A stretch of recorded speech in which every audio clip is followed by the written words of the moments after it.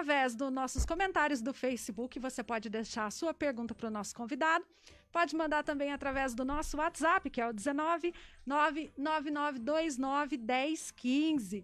E também acompanha através das outras redes sociais, que é o YouTube, Instagram, aplicativos Radiosnet e também pelo nosso site. Todos vocês que estão nos acompanhando aí em todas as nossas plataformas, tá?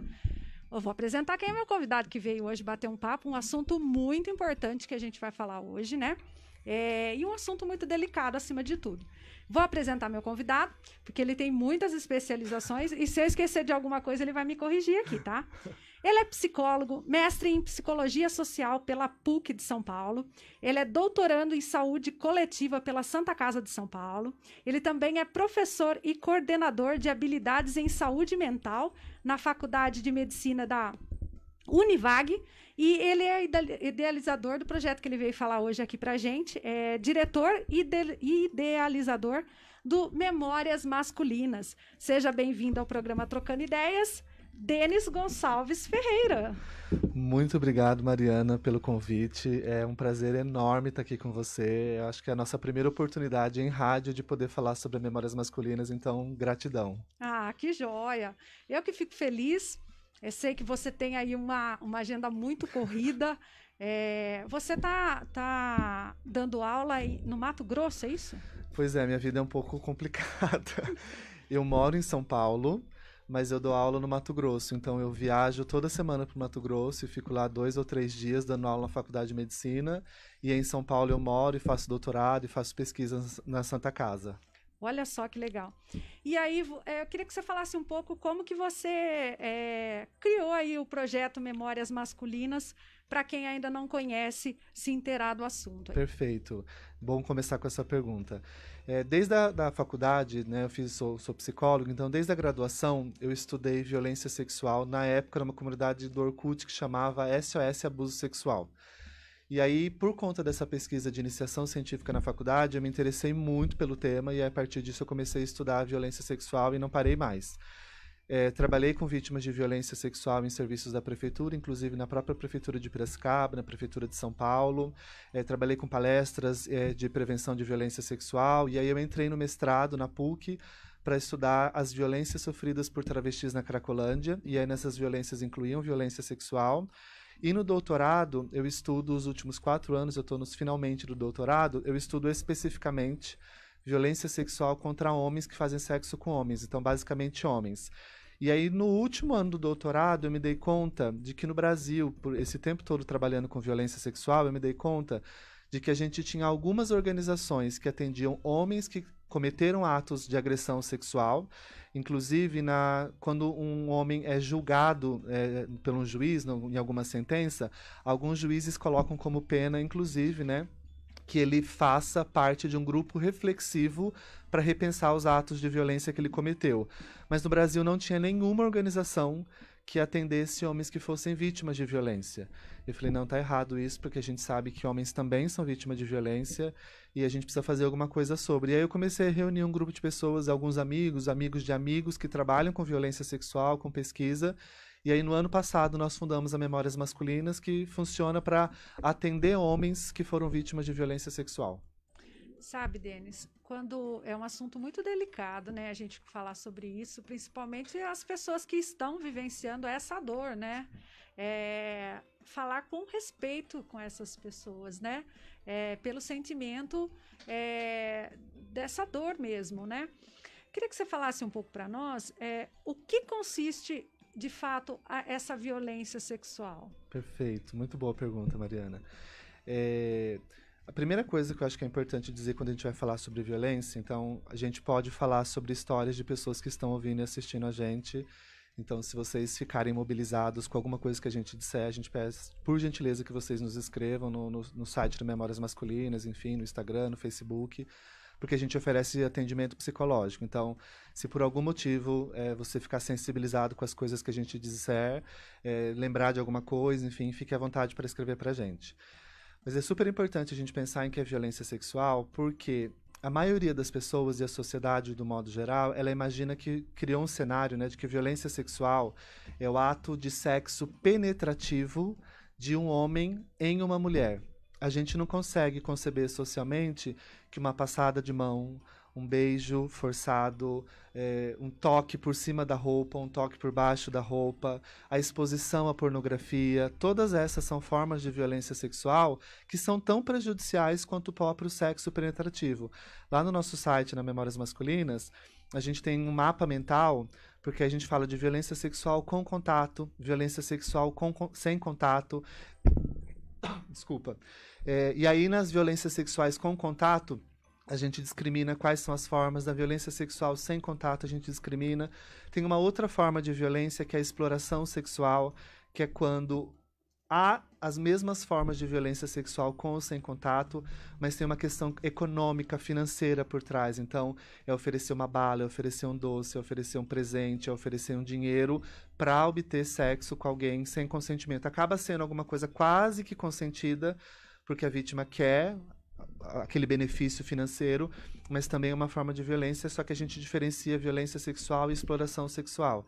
Então é super importante começar com essa pergunta também, porque a gente já desmistifica que muitas pessoas podem ter sido vítimas de violência e nem acham que foram, porque a gente só acha que violência são atos penetrativos. Sim. E, infelizmente, a violência ela pode acontecer sem deixar marcas, sem deixar sinais físicos e pode passar despercebida. Olha só, como eu disse, né, um assunto muito delicado. Eu sei que muitas vezes você pode estar assistindo e nem sabe muito o que escrever, nem sabe muito como mensurar o que está passando na sua cabeça. E isso para a gente é totalmente compreensível.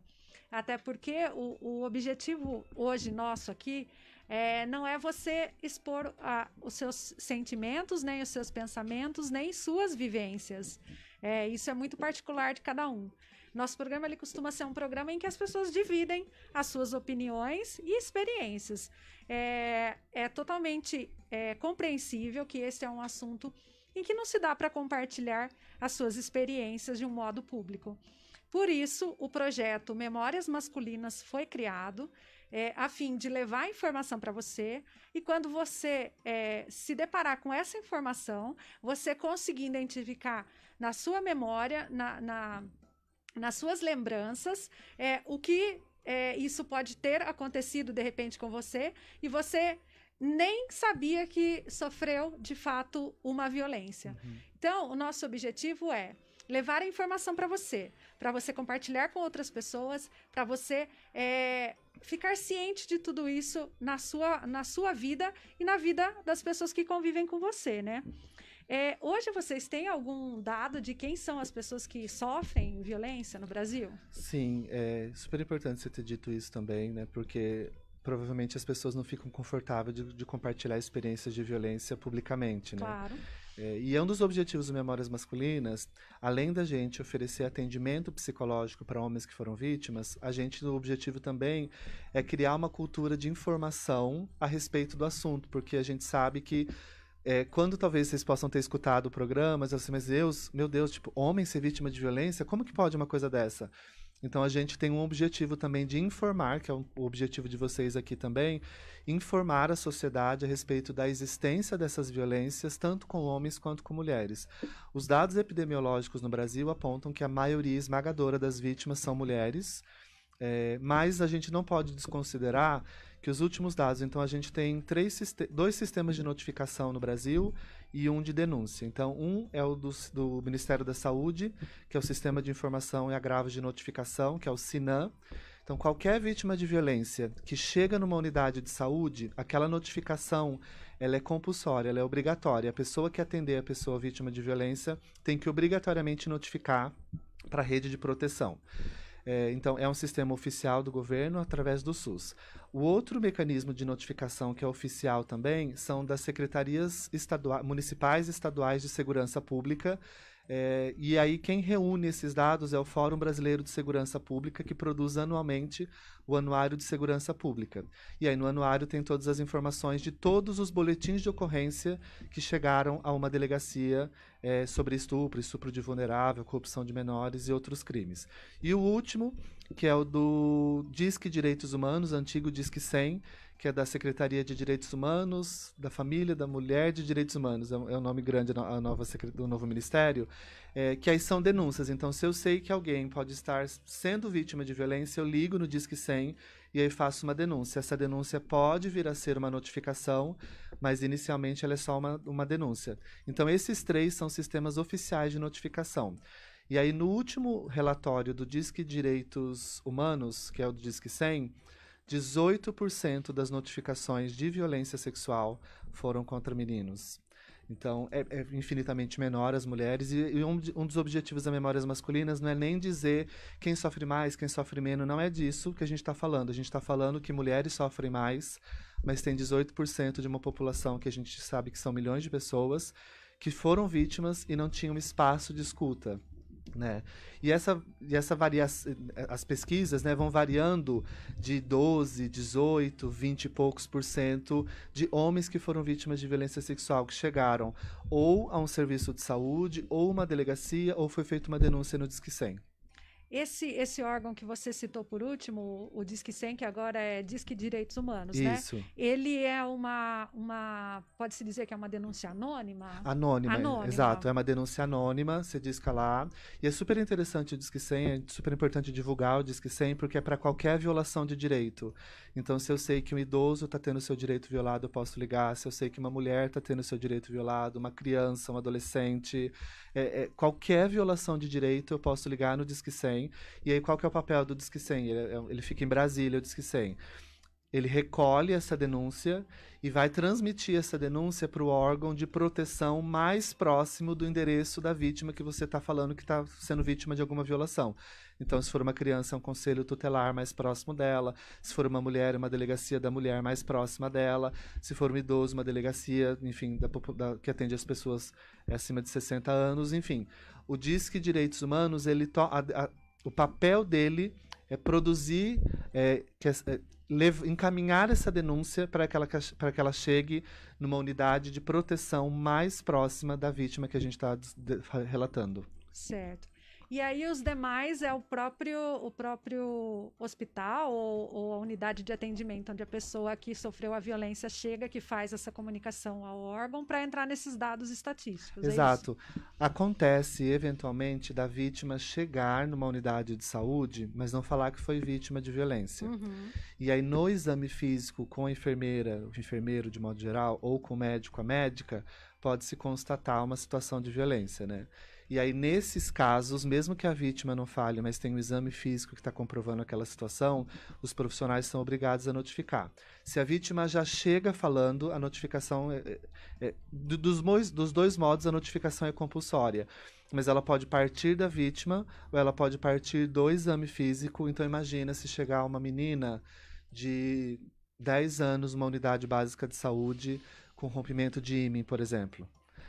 Ela não falou que foi vítima de violência sexual, mas durante o exame percebeu que existe um rompimento de ímen, então, obviamente, ela foi vítima de um ato penetrativo, e aí, obrigatoriamente, essa menina, esse caso vai ter que ser notificado, o conselho tutelar vai ter que ser avisado, vara da infância vai ter que ser avisada, para tomar todas as providências de proteção em relação a essa vítima, mas qualquer situação que chegue numa unidade de saúde, voluntariamente ou por meio de exame físico, tem que ser notificada. Tá. E quem é o que é o Memórias Masculinas? Quem que está lá para atender essas vítimas? Legal. Eu sou psicólogo e aí a gente sabia que no Brasil existe uma cultura de a gente saber que o homem é um agressor em potencial e que a gente não conseguia perceber ele como vítima. Então a gente pensou um grupo de amigos que são educadores sociais, comunicadores, advogados, psicólogos, a gente pensou esses homens precisam de acolhimento psicológico. E aí, por isso, nós desenhamos o nosso atendimento.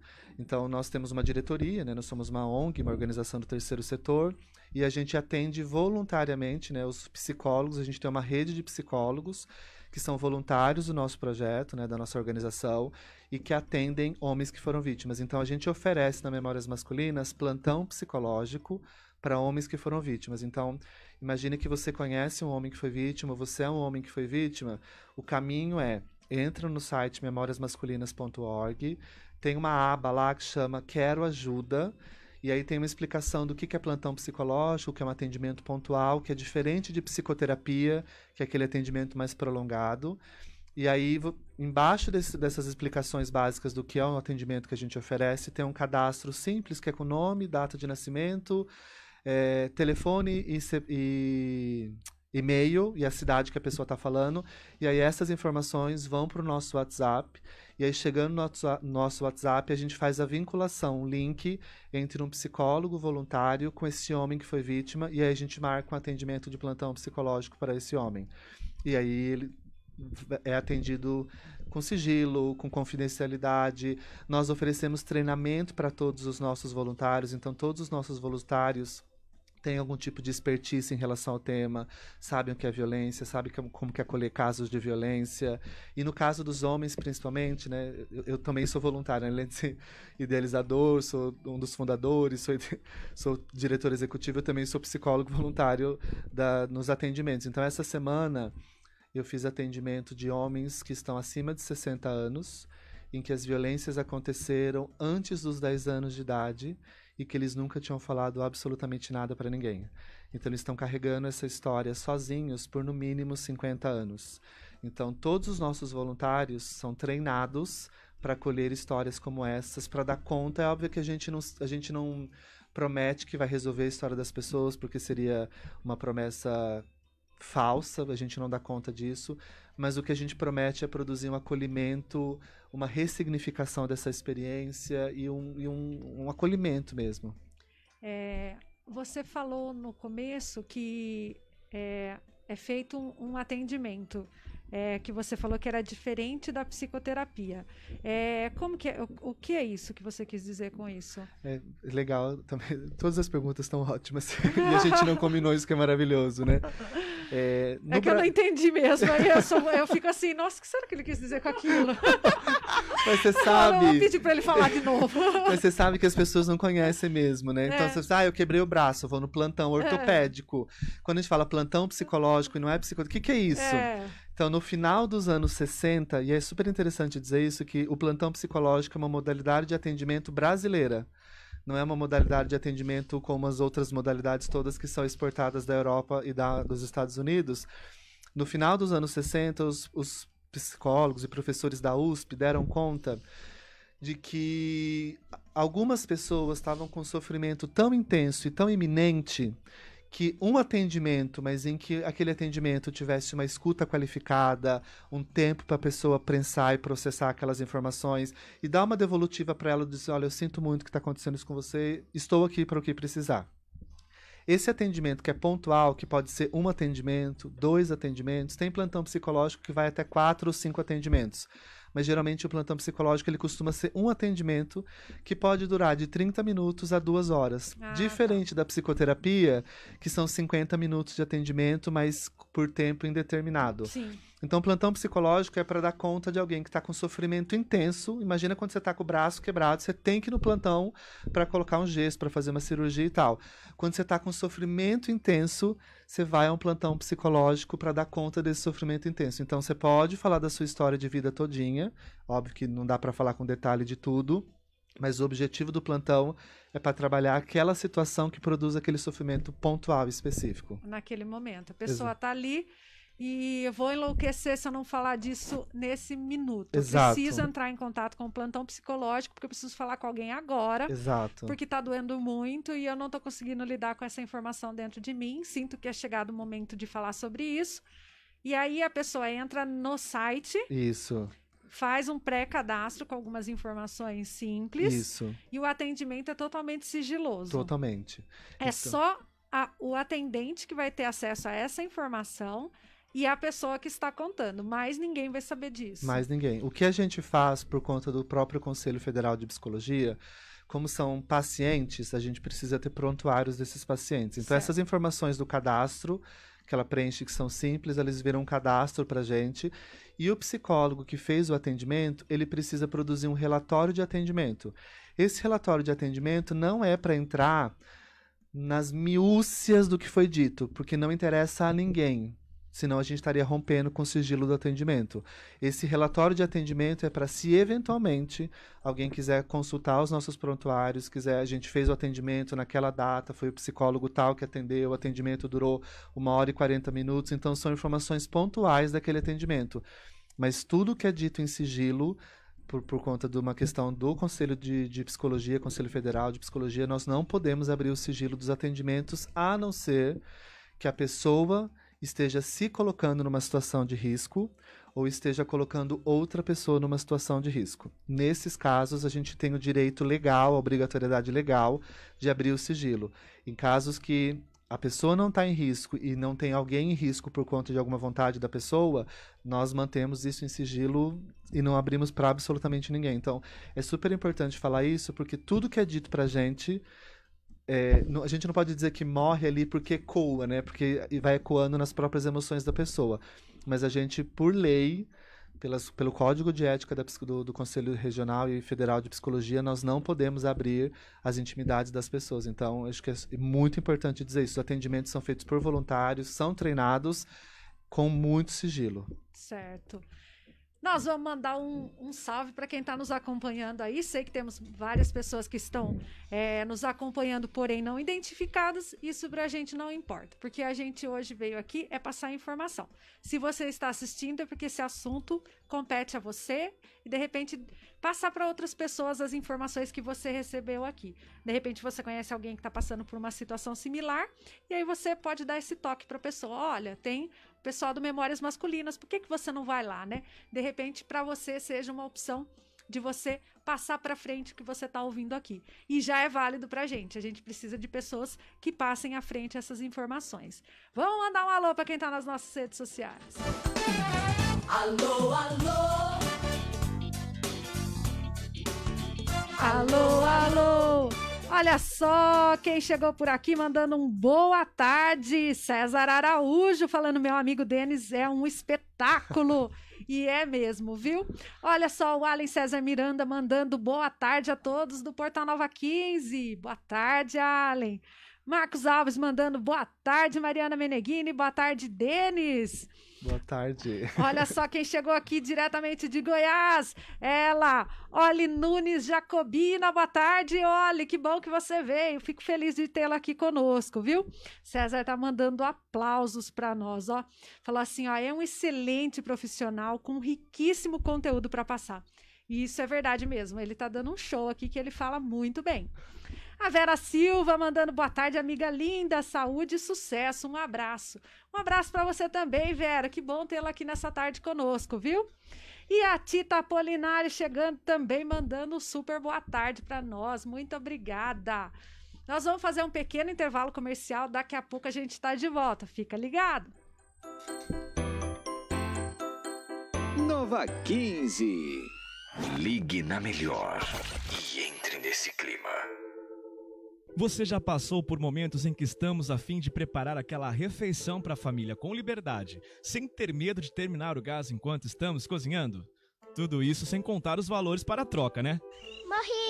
Você sabia que a Seitê Usinagem tem uma grande novidade que irá te ajudar nessa questão? Na Seitê Usinagem você encontra o redutor de gás. É isso mesmo, redutor de gás. Com ele você economiza até 35% de seu consumo. Adquira o seu agora mesmo através do WhatsApp 19 99749 4189 ou 19 98452 0132. Enviamos para todo o Brasil. Pensou em redução de consumo de gás? É Seitê Usinagem. Para um melhor conforto aos nossos clientes, a Esplanada Móveis está atendendo em um novo endereço. Rua Governador Pedro de Toledo, 1421, Centro, ao lado do Mercado Municipal.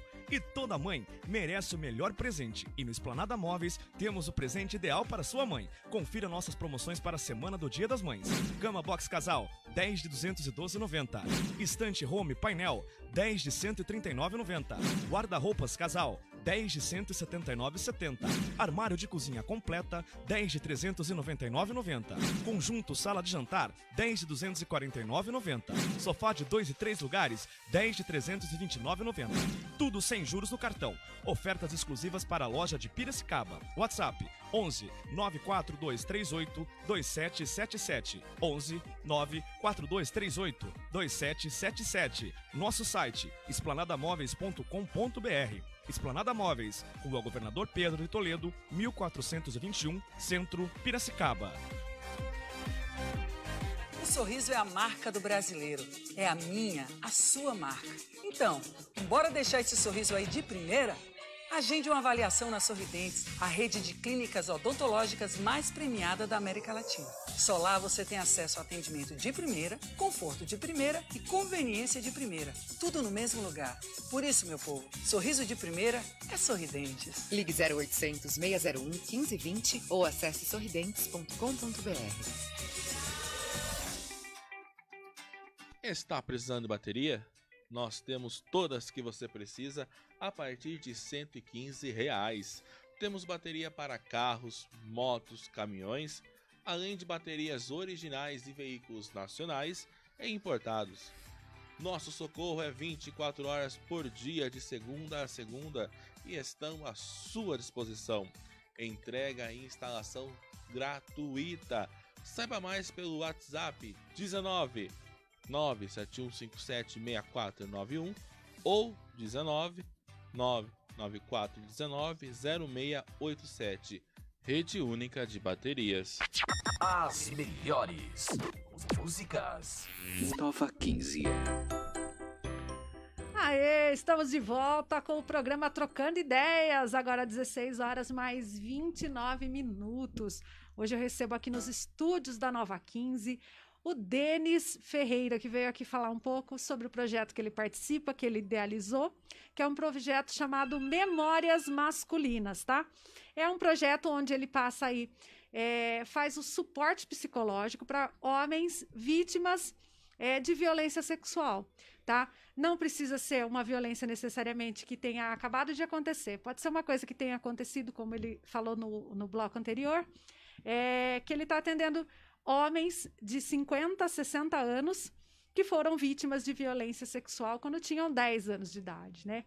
Então, é um projeto que vem com esse intuito de suavizar as dores dos homens que viveram histórias muito sofridas, né? Uhum. Se é que eu posso dizer dessa forma. Denis, então, só recapitulando. A pessoa, ela está nos assistindo, e ela pensou assim, eu preciso falar com o pessoal lá. Então, ele vai entrar no site, passa o caminho novamente. O site é memoriasmasculinas.org. E aí, na página inicial, tem as abas em cima. Aí, numa das abas em cima, tem a aba que chama Quero Ajuda. E aí, na aba Quero Ajuda, tem uma explicação pontual sobre o que é o plantão psicológico, o atendimento que a gente oferece. E abaixo, um formulário com nome, telefone, e-mail, cidade e data de nascimento. E aí a pessoa coloca enviar e ela é direcionada para o WhatsApp. E aí, sendo direcionada pelo WhatsApp, a gente faz o link dessa pessoa, a gente faz a vinculação dessa pessoa que quer ajuda com um dos nossos voluntários e voluntárias por meio do WhatsApp. A gente marca um atendimento que, por conta da pandemia e por conta também da dimensão do Brasil, esse atendimento é feito remotamente, virtualmente. Então, para a pessoa ser atendida, ela precisa ter conexão com a internet e estar num lugar privativo, porque ela vai entrar em contato com a história de vida dela. Então, é muito importante que ela tenha uma conexão com a internet. Isso pode ser com o celular mesmo, não precisa ser um computador, nada. Pode ser o celular, conexão com a internet e um lugar em que ela se sinta confortável para falar e que ninguém escute. E aí, a partir disso, ela vai ser atendida pela gente. Tá. É combinado, então, um horário que as duas pessoas podem, tanto o psicólogo que vai atender a pessoa, com a pessoa. Eles combinam um horário, aí o psicólogo liga para a pessoa, é isso? Vocês fazem uma videochamada? Isso. Os psicólogos voluntários, eles deixam para a gente as disponibilidades deles, e a gente passa as disponibilidades para os voluntários. Essas disponibilidades já incluem os links, a gente tem usado o Google Meet, sim. E aí a gente envia no WhatsApp do homem que quer ajuda o link do Google Meet, e aí no horário marcado o psicólogo vai estar disponível para atender essa pessoa. Para falar com essa pessoa. Exato. Tá. Não precisa ser necessariamente uma pessoa que sofreu abuso naquele dia. Exato. Vamos falar disso. É super importante pensar nisso, porque o Conselho Federal de Psicologia tem uma proibição para atendimento remoto de pessoas que estão em situação de violência. Tá. Então, a gente não pode atender remotamente, virtualmente, pessoas que estão em situação de violência. Então, a gente só atende pessoas que foram violências. Se a pessoa está numa situação de violência, a gente encoraja muito ela que ela procure ou uma unidade de saúde ou uma delegacia para poder prestar queixa, porque é crime. E isso é super importante de falar sobre violência sexual, que violência sexual, as vítimas e o próprio agressor confundem com sexo. E violência sexual não é sexo, violência sexual é crime. Então é muito importante que a pessoa, se ela está numa situação de violência, que ela procure ou uma unidade de saúde ou uma unidade de segurança pública, uma delegacia, para fazer a notificação desse crime. Mas a gente, na Memórias Masculinas, só atende pessoas que foram vítimas de violência sexual e só acima de 18 anos. Ah, isso que eu ia perguntar, se tem uma idade. Tem essa questão dos 18 anos, porque para a gente atender menores de 18 anos, pessoas abaixo de 18 anos, nós precisaríamos da autorização dos pais. E aí, provavelmente, os pais podem não saber dessa situação de violência e aí o adolescente não se sentiria confortável de pedir autorização para fazer um atendimento numa organização que é especializada em atender homens que foram vítimas. Então, tem um embrolho legal aí. Então, a gente só atende homens acima de 18 anos que viveram situações, não que estão vivendo situações de violência. E você falou um ponto, né, nessa questão da autorização dos pais. Muitas vezes são os pais as pessoas que cometem violência contra esses filhos. Você sabe que em maio, a gente comemora o Maio Laranja, que é o mês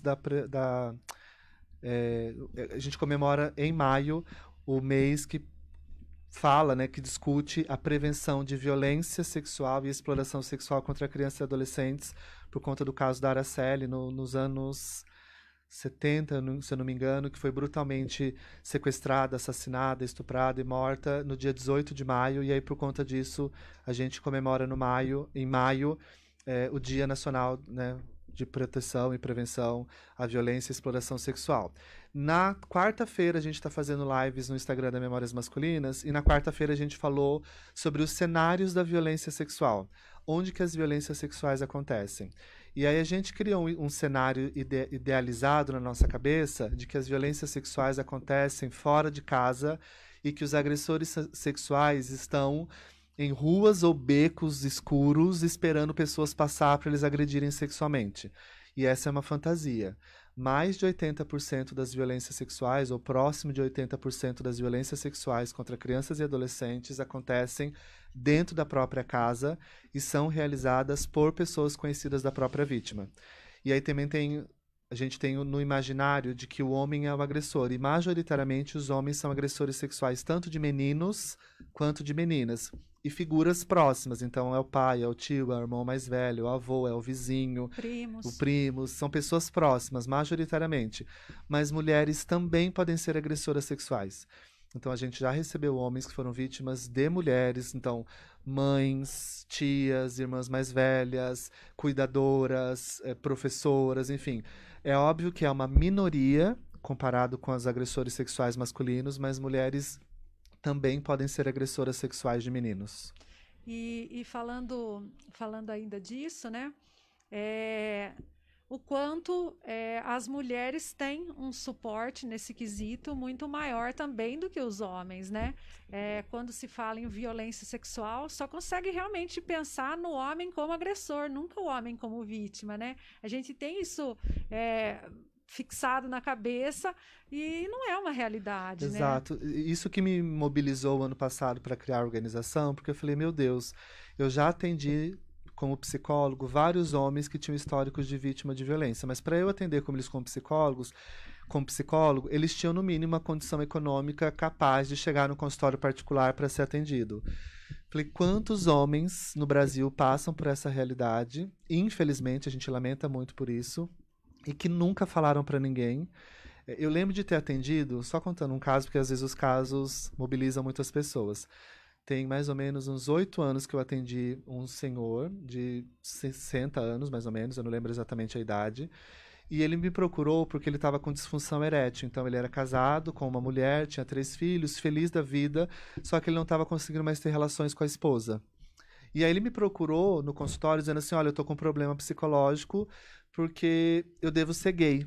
Eu não consigo fazer sexo mais com a minha esposa. E aí por que você acha que você é gay? Porque eu não tenho mais ereção, e eu até desejo ela, mas eu não tenho mais ereção. E eu acho que eu sou gay porque, na adolescência, aconteceram algumas situações de um padre, infelizmente, líderes religiosos também podem ser agressores sexuais, de um padre, e aí ele nos chamou de violência. Ele disse, fez sexo comigo várias vezes, dos 14 aos 16 anos, e eram relações que eu gostava, que eu tinha prazer, e que ele me procurava no começo, depois eu procurava ele, enfim. Com 17 anos eu conheci minha esposa, namoramos, noivamos, casamos, e eu nunca mais tive contato com nenhum homem. Mas eu não consigo fazer sexo com a minha esposa hoje, e eu tô lembrando dessas experiências lá da adolescência. E aí eu tive que dizer pra ele assim, você tem atrações por homens? Não. Você tem fantasias com homens? Não. Você tem sonhos com homens? Não. Você quer beijar um homem na boca, andar de mão dada com um homem? Não. E aí nós conseguimos, num processo terapêutico, entender que a disfunção sexual que ele estava apresentando estava associada a uma violência que ele sofreu lá no passado. Então, é um horror esse homem. Imagina que assim, ele tinha condições financeiras de procurar um psicólogo particular.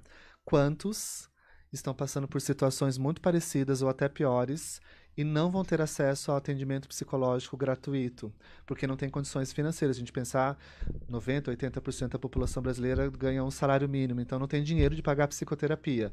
As Memórias Masculinas vem exatamente para preencher essa lacuna de homens que estão sofrendo calados, porque foram vítimas, mas agora eles têm um lugar para falar sobre isso. Denis, esse projeto, quanto custa para o homem que quer um atendimento lá no Memórias Masculinas? Eu acho que é muito importante falar disso, por conta da situação que nós estamos vivendo nesse momento, né? Sim. Custa o valor da internet que ele já deve ter, porque pra gente é custo zero. Assim. Ele não vai pagar nada para entrar em contato com vocês. Não absolutamente nada. Não paga a sessão. Não paga. É uma sessão gratuita. A gente, por conta do Conselho de Psicologia, não pode ficar divulgando que é gratuito, porque senão parece que a gente está tentando atrair clientes, sim, pacientes e tal. Mas como a gente é uma organização não governamental sem fins lucrativos, a gente não poderia, por ser uma organização, cobrar pelo atendimento. E também a gente entende que se cobrasse não faria sentido algum, porque a gente entende que a maioria da população brasileira vive com pouquíssimo dinheiro e que não teria dinheiro para pagar um atendimento. Então, a nossa organização oferece atendimento, apoio e suporte psicológico no formato de plantão psicológico, de maneira sigilosa e segura, com profissionais treinados de maneira gratuita. Interessantíssimo esse projeto de vocês. E vamos supor que a pessoa está nos assistindo agora. E ela sabe de alguém do seu convívio familiar que teve uma vivência, uma violência, sofreu uma violência sexual. E ela pensa assim, poxa vida, eu não posso fazer nada nesse momento. Como que eu posso ajudar? Ela vem assim com essa dúvida. É possível as pessoas ajudarem esse projeto? Maravilhoso. A gente está elaborando, a gente está trabalhando com várias frentes, a gente está fazendo atendimento, é um projeto informativo de uma maneira geral, a gente está produzindo materiais que são o que a gente chama cartilhas de bolso para os homens que foram vítimas, para eles assim, perceberem sinais da violência, sinais das consequências da violência. A gente está produzindo uma cartilha que é para familiares, companheiros, companheiras, namorados, namoradas, filhos, pessoas que estão na volta dos homens que podem ter sido vítimas. O que eu faço se eu descubro que meu filho foi vítima de violência, se meu namorado, se minha namorada...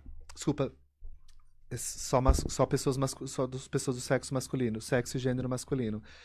Mas assim, se é meu irmão, se é meu filho, se é meu primo, alguém que eu conheço foi vítima de violência. Eu como homem, exato, né? Eu como próprio homem que pode ter sido vítima. Então, a gente está preparando esse material porque a primeira coisa é não duvidar.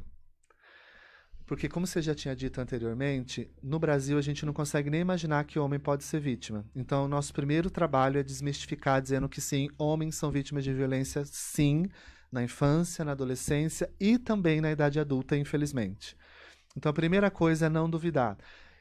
A dúvida é uma droga, né? Para não falar outra coisa. Sim. Porque até as próprias mulheres que foram vítimas, assim, mas será que foi mesmo? Mas será que ela não estava com a saia curta? Mas será que ela estava com decote? Então, mesmo as mulheres passam por esse processo de alguém estar duvidando.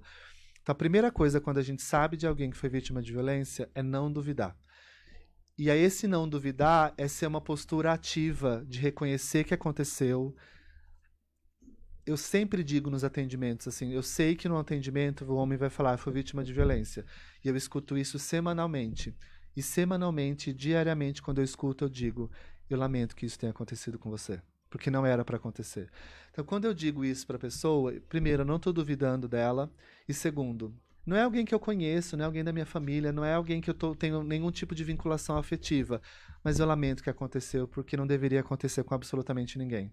Então, se eu sei de alguém que foi vítima, que é próximo a mim, né? Então, se você sabe de alguém que foi vítima, é próximo a você, não duvide e sinta muito junto com a pessoa. E não é ficar chorando por dias e semanas, não é isso.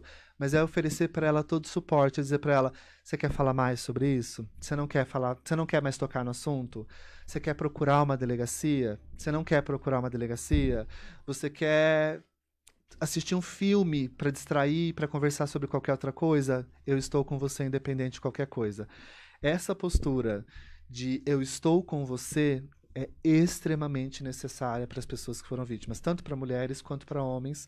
E aí é a nossa recomendação para as pessoas que não são profissionais, né, que não são psicólogos ou psicólogas, mas que conhecem alguém que foi vítima. Não duvide e promova um acolhimento integral, assim, eu estou com você. Quer que eu durma essa noite na sua casa com você? Quer dar uma volta de carro, dar uma volta de bicicleta? Quer sentar no banco da praça para a gente ficar simplesmente olhando para as estrelas? Qualquer coisa que você quiser fazer, eu estou junto com você. Então, essa postura de eu estou com você é fundamental. Que lindo. E muitas vezes a pessoa ela só precisa realmente ser acolhida, né? Exato. Naquele momento. Porque nada mais pode ser feito. Tudo que tinha que acontecer realmente já aconteceu.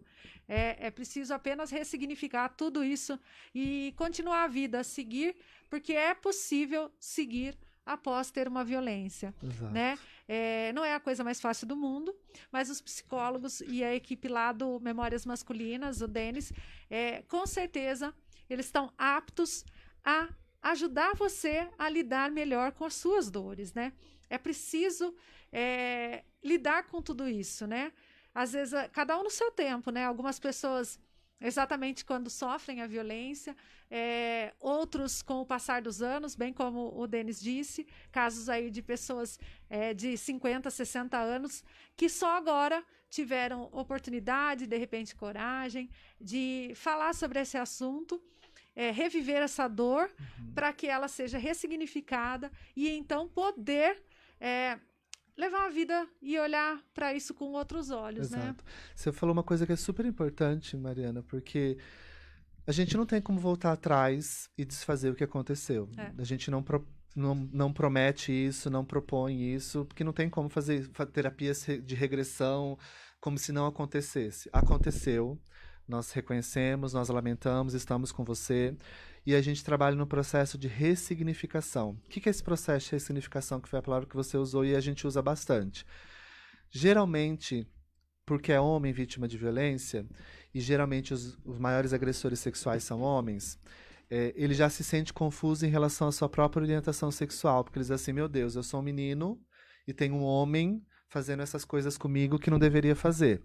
Então, será que eu sou gay? Será que ele acha que eu sou gay? Então, ele já cresce com uma confusão em relação à orientação sexual que se torna um dificultador para ele falar dessa experiência. Porque se ele falar, mãe, tia, coleguinha, o vizinho fez isso comigo.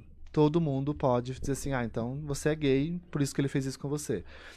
Então, a gente vai ressignificar que a violência sexual que aconteceu não tem a ver com a vítima.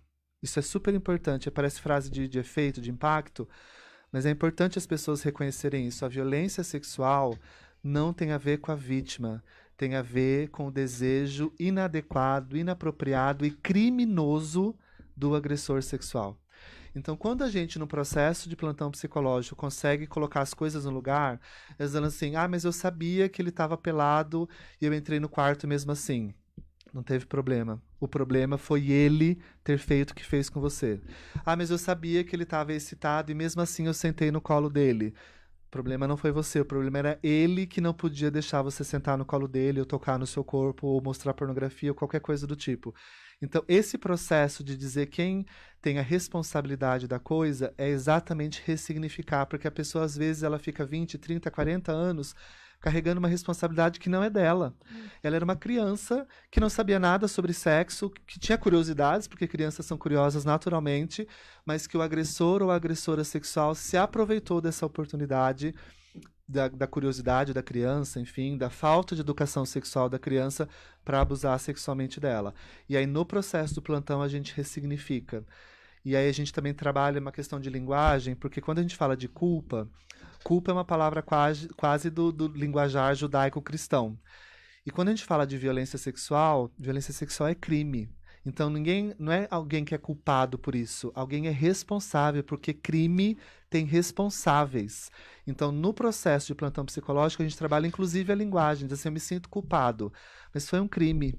Então não é culpa, não é que alguém fez alguma coisa errada. Alguém cometeu um crime e não foi você foi a vítima desse crime. Então esse processo é ressignificar e aí dar um novo fôlego para a pessoa seguir a vida. Tá certo. Vamos mandar um último alô aí pro pessoal que tá nas nossas redes sociais. Alô, alô. Alô, alô. Olha só, a Tita Apolinário mandando boa tarde. César Araújo falou assim, ó, é um trabalho de extrema relevância, viu? Há muitos sofrimentos internos que precisam ser tratados em todos os aspectos, Sem né? dúvida. Não somente na violência sexual, os mais diversos tipos de processo de cura as pessoas têm que viver, né? Eu acho que sofrimentos internos todos nós temos, né? A Maria de Fátima fala assim, boa tarde, amiga, tudo bem com você? Boa tarde, Maria de Fátima, que bom tê-la aqui. A Gabriela Drago Geraldini mandando Denis é um excelente profissional, fantástico. É um homem ímpar. E esse é mesmo. E olha aqui, o Alen César manda uma pergunta. Ele diz assim, ó. É também considerado abuso sexual se forem entre menores de idade? Ambos menores de idade? Boa pergunta. Como é o nome? Allen. Muito boa pergunta. Se são crianças da mesma idade, não é uma situação criminosa, não é uma situação de violência sexual. Para ser violência sexual, porque quando a gente fala de violência sexual tem muito mais a ver com poder do que com sexo. Então precisa haver uma relação desigual. Então, se é uma criança de 6 e uma de 12, tem uma diferença de poder físico, cognitivo, intelectual. Então, tem uma diferença de poder. São duas crianças de 6, não tem essa diferença, porque são duas crianças na mesma fase de desenvolvimento. Mas é uma de 6, portadora de uma síndrome qualquer, então a gente considera ela como vulnerável, e outra de 6, que não é portadora de nenhuma síndrome. Então, tem uma diferença de poder cognitivo, intelectual. Então, para ser uma situação de violência, sempre precisa haver uma situação de desigualdade de poderes. E aí pode ser poder econômico, poder físico, poder intelectual. Então, 2 meninos de 14 anos não configura uma situação de violência, a não ser que um desses de 14 anos seja fisicamente muito mais forte do que o outro, ou muito mais sagaz no que diz respeito a ameaças e tal, e aí ele pode ameaçar de fazer uma situação de violência sexual e ameaçar, dizer, eu vou contar para todo mundo, eu vou te bater, ou qualquer coisa do gênero. Mas para configurar uma situação de violência, precisa ser uma relação desigual. Sempre tem que haver alguém que é mais inteligente por conta do desenvolvimento, ou mais forte, ou mais rico, né, com mais poder aquisitivo. Então tá aí todas as respostas, as perguntas respondidas. Denis, só tenho que agradecer. O nosso tempo está acabando, você vê que passa rápido, né? Muito assunto para falar, e assunto de extrema importância, um assunto muito presente no nosso dia a dia, pouco falado. Exato. Né? É importante dar voz a projetos como o de vocês. Só tenho que parabenizar, primeiro, pela iniciativa, segundo, por todos esses profissionais que se engajaram também no projeto. Enfim, só tenho elogios ao projeto de vocês mesmo. Então, assim, quero deixar aqui meu agradecimento por você ter vindo hoje até aqui. Faço convite para você vir outras vezes para a gente continuar falando sobre esse assunto. Então, deixo aqui meu muito obrigada. Eu que agradeço mais uma vez, de coração, a oportunidade de falar do Memórias Masculinas para as pessoas, para elas conhecerem. Eu queria fazer só uma divulgação. No nosso site tem ali uma aba também de pesquisa. E aí, como a gente trabalha com violência sexual, os homens podem achar assim, eu não fui vítima de violência, eu não devo responder à pesquisa. Então, se vocês puderem entrar no site e divulgar a nossa pesquisa para todos os homens maiores de 18 anos que vivam no Brasil, é para todos os homens, não é só para homens que foram vítimas. Então, se vocês puderem divulgar, a gente agradece muito. E se vocês puderem divulgar Memórias Masculinas nas suas redes sociais, a gente agradece, porque quanto mais homens souberem que não estão mais sozinhos e que podem falar sobre o assunto, é melhor. Mais uma vez, obrigado. Eu que agradeço, gente. É sempre bom trazer assuntos do nosso dia a dia que são pouco falados, né? Quero agradecer ao nosso querido César, que fez a ponte entre nós. A gente já se conhecia há um tempo atrás e o universo fez questão de nos trazer a proximidade de novo. Quero agradecer também ao Marcos Alves, que fez a técnica hoje do nosso programa. Quero agradecer a todos vocês que mandaram mensagens hoje e pessoas também que eu sei que vão mandar mensagem de forma privada e vão compartilhar isso de alguma forma com alguém. Então eu deixo aqui meu agradecimento a todos vocês. Quero dizer para vocês que a pandemia não acabou, gente. Por favor, aguenta firme, tá acabando. Eu prometo, tá acabando. Aguenta mais um pouquinho, tá? O final de semana tá aí. Sejamos todos prudentes, conscientes dos nossos atos, porque os nossos atos sempre trazem consequências e vocês sabem muito bem disso. Então se cuida de você, cuida da sua família, cuida dos seus, tá bom? Deixo aqui o meu excelente final de semana para todos vocês. Um super beijo para você e até mais. Fui!